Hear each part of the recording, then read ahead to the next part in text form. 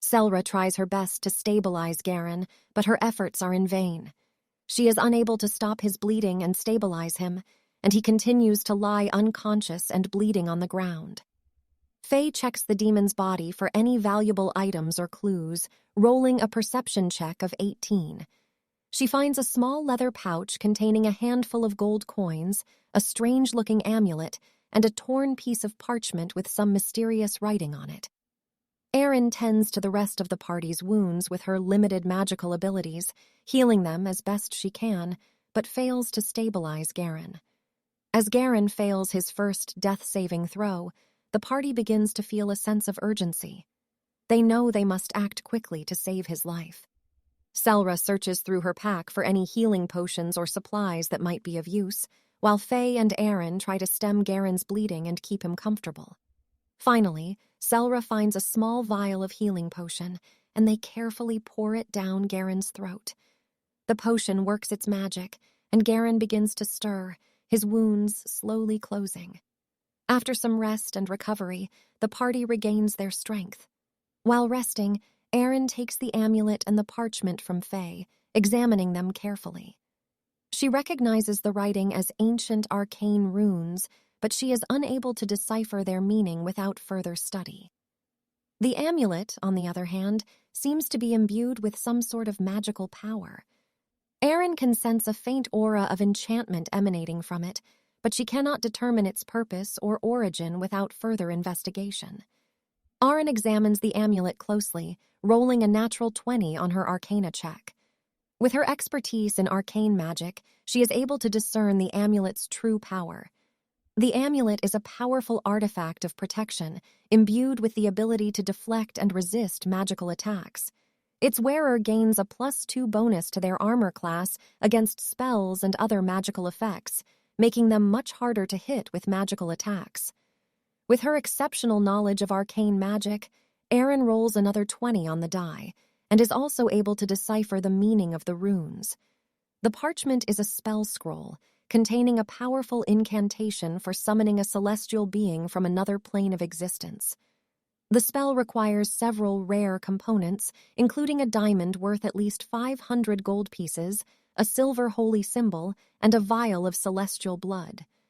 Erin realizes that this spell could be of great use to them in their future adventures, and she suggests that they keep the parchment with them and seek out the necessary components to cast the spell when needed. Since the party has no further clues about the cult, they decide to try find the first component of the spell, the silver holy symbol.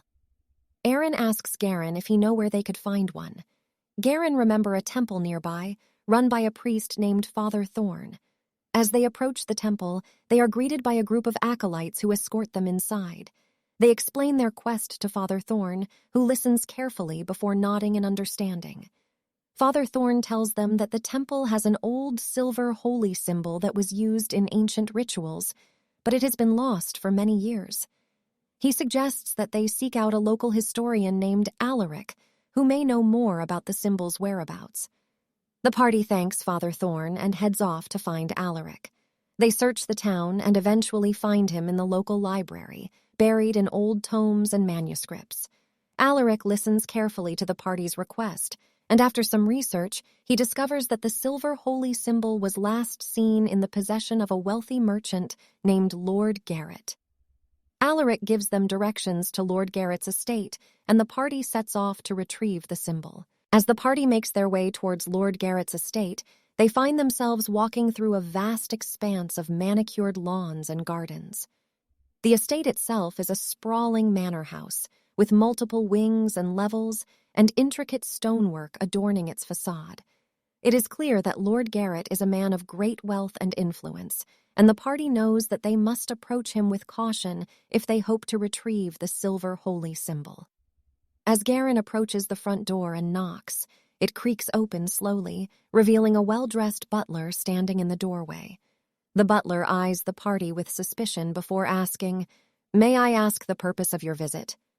Garen introduces the party and explains their quest to retrieve the silver holy symbol. The butler seems skeptical at first, but after some negotiation and persuasion, he allows them entry into the manor. As they step inside, The party is struck by the opulence and grandeur of the interior. The floors are made of polished marble, with intricately woven rugs adorning the hallways. The walls are lined with priceless works of art, and the furniture is made of the finest woods and fabrics. The butler leads them to a sitting room, where they are asked to wait while Lord Garrett is informed of their arrival. The room is adorned with plush sofas and armchairs, and a fire roars in the hearth, casting a warm glow throughout the room. After a few minutes, Lord Garrett enters the room, his demeanor cool and reserved. He listens to the party's request, but seems hesitant to part with the silver holy symbol. He demands a high price for its retrieval, and the party must decide whether to pay the price or find another way to obtain the symbol. "What is the price of the silver holy symbol?" asks Aaron. Lord Garrett eyes Aaron shrewdly before replying, "The silver holy symbol is a valuable artifact, and its retrieval will not come cheap. I am willing to part with it for a sum of 500 gold pieces." Aaron and the rest of the party exchange glances, knowing that this is a steep price. They have some gold in their possession, but not nearly enough to meet Lord Garrett's demands. Aaron decides to try to negotiate with Lord Garrett, offering to perform a service or task in exchange for the silver holy symbol. After some discussion, Lord Garrett agrees to their proposal and gives them a task to complete. "The service I require is a delicate matter," Lord Garrett says, his eyes narrowing. "There is a rival merchant who has been encroaching on my territory, and I require his goods to be destroyed. His warehouse is located on the outskirts of town, and I need you to infiltrate it and destroy his stock." Lord Garrett proposes that the party spends the night at his estate. "Let me know in the morning," he says, and continues, "I know that this kind of work is not for everyone, but if you accept, then you will have a powerful ally in me." As they settle in for the night, the party continues to discuss Lord Garrett's proposal. Garin, being a lawful good paladin, is hesitant to agree to such an underhanded task. "I cannot condone such actions," he says, his voice firm. "It goes against everything I stand for as a paladin." Aaron reminds them of the importance of retrieving the silver holy symbol and the potential benefits of forming an alliance with Lord Garrett. "I know it's not an ideal situation," she says, "but we have to consider the bigger picture. The symbol is crucial to the ritual, and having Lord Garrett as an ally could be valuable in the future." Faye speaks. "I don't like this Lord Baron at all. What if the symbol somehow just disappeared in the night?" She grins with a sly smile. Selra chuckles at Faye's suggestion. "While that may be tempting, we can't risk stealing the symbol. It would damage our reputation and potentially lead to consequences down the line." Garin looks conflicted, but ultimately agrees to go along with the plan. "I do not like it, but I will not let our mission fail because of my morals." With the decision made, the party settles in for the night, ready to face the task ahead. As they drift off to sleep, they can't help but feel uneasy about the dangerous mission that awaits them. Faye can't resist her curiosity and decides to do a little snooping around the estate while everyone else is asleep. She quietly makes her way through the halls, searching for any clues that might shed light on Lord Garrett's true intentions. As she searches, Faye's attention is drawn to a small table by the window. On it is a silver ring with an intricate design, adorned with the same symbol that is scattered across the walls of Selra's hometown, Helja. Faye's heart skips a beat as she realizes the significance of the symbol. Just as Faye is about to make her way back to her room, she is met by Lord Garrett in the hallway.